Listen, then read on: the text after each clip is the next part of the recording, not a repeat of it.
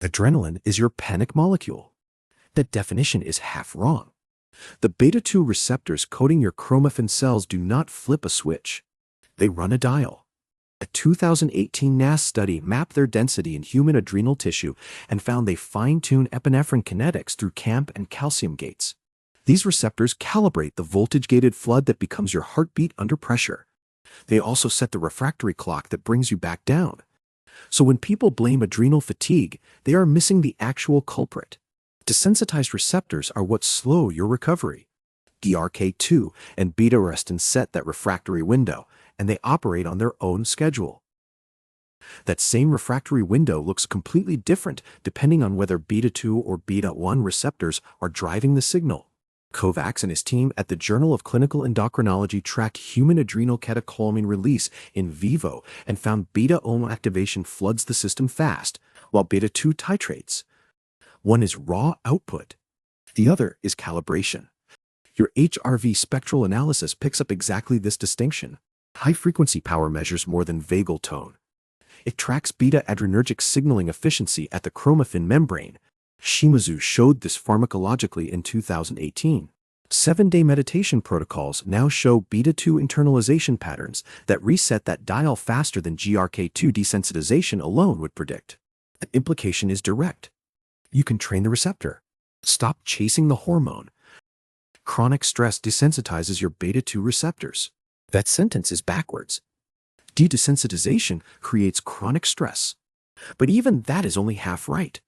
The Journal of Neuroscience 2020 showed exactly how fast that window collapses. They tracked beta-2 phosphorylation states and found the refractory window shrinks from lack of calibrated pulse training, not from overload. Hormones carry the signal. Rhythm carries the damage. And if rhythm is the real variable, then the gland is innocent, which means the exhaustion is happening somewhere else entirely.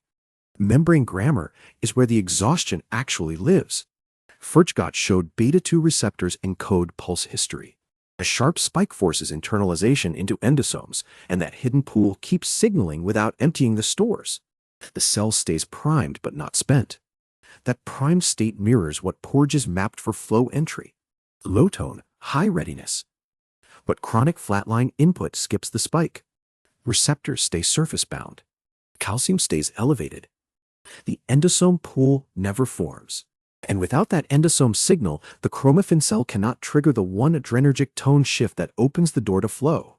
Instead, it keeps dumping fuel into a system that cannot turn it into motion. Human chromaffin stores do not empty under chronic load. The fatigue is desensitization wearing a depletion mask. ERK2 and beta-arrestin phosphorylate the receptor into silence while the vesicles behind it stay loaded. That same phosphorylation lag explains why saliva cortisol markers recover hours after the nervous signal has shifted. The membrane recovers first. The hormone just keeps circulating because the translation stopped. And here is the mismatch.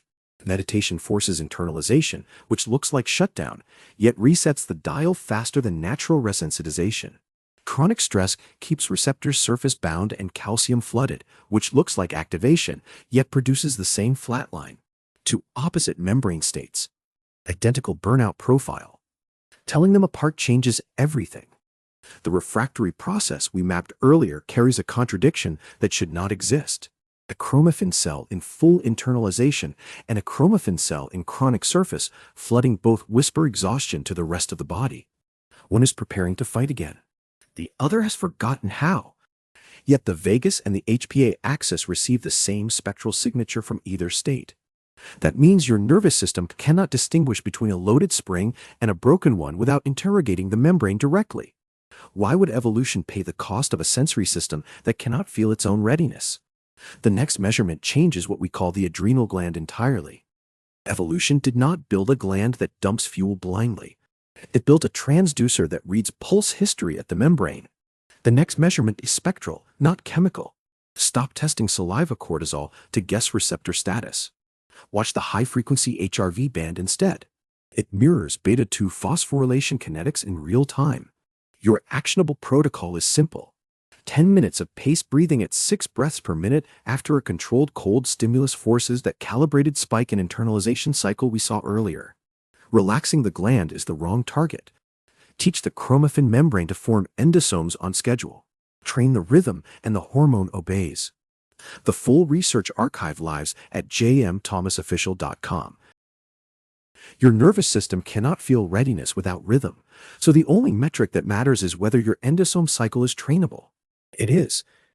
The same 7-day window that rewires beta-2 internalization under meditation now applies to the paced breathing protocol we just covered. What you are actually doing is encoding a new transducer grammar, not passively waiting to feel better. Run it for 1 week. 6 breaths per minute after a controlled cold stimulus, then watch your high-frequency HRV band widen. That spectral expansion is your chromaffin membrane learning to load and release on cue. The full research archive, including the pharmacology templates and spectral analysis guides, lives at jmthomasofficial.com.